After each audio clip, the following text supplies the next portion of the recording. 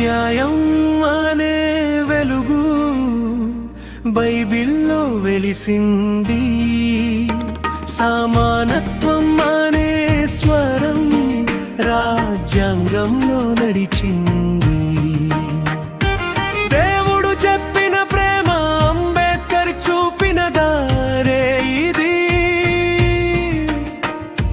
మనిషి మనిషిగా నిలబడే దేవుని రాతే ఇది.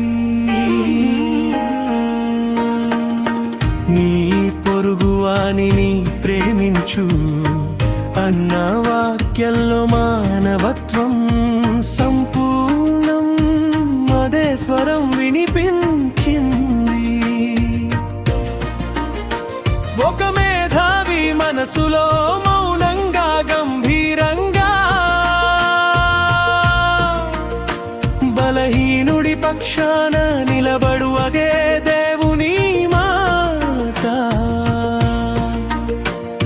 అదే కనిపించింది పుస్తకాల వెలుగులో బాధల అనుభవాలగా.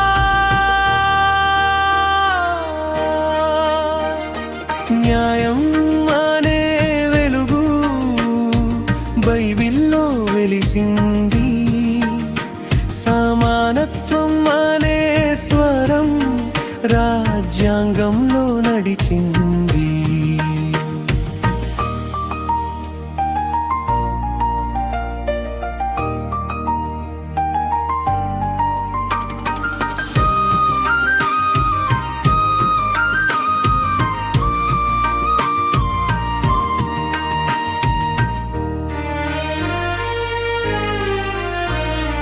కన్నీళ్లు తుడవడమే నిజమైన ప్రార్థన, చట్టం అంటే శిక్ష కాదు రక్షణ.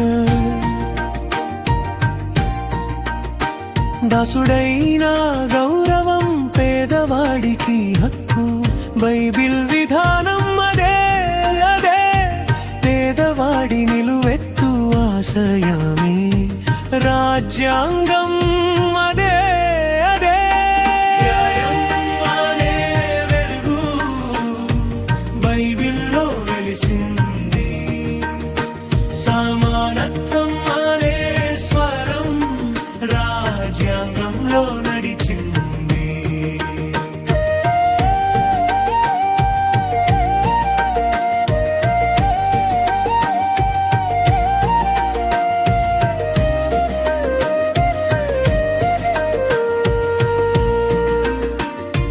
సమానత్వం, స్వేచ్ఛ, సోదర భావం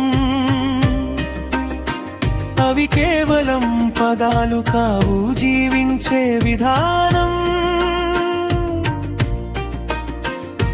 బైబిల్ చెప్పింది ప్రేమతో న్యాయం చేయమని,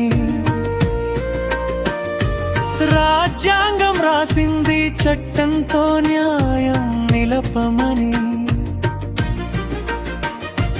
ఒకటి ఆత్మకు వెలుగు, ఒకటి దేశానికి వెలుగు, రెండింటి గుండెలోనూ ఒకటే సమానత్వం. వచ్చి హృదయాన్ని మార్చింది,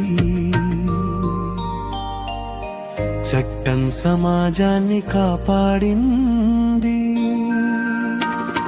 న్యాయం అనే వెలుగు బైబిల్లో వెలిసింది, సమానత్వం అనే స్వరం రాజ్యాంగంలో నడిచింది.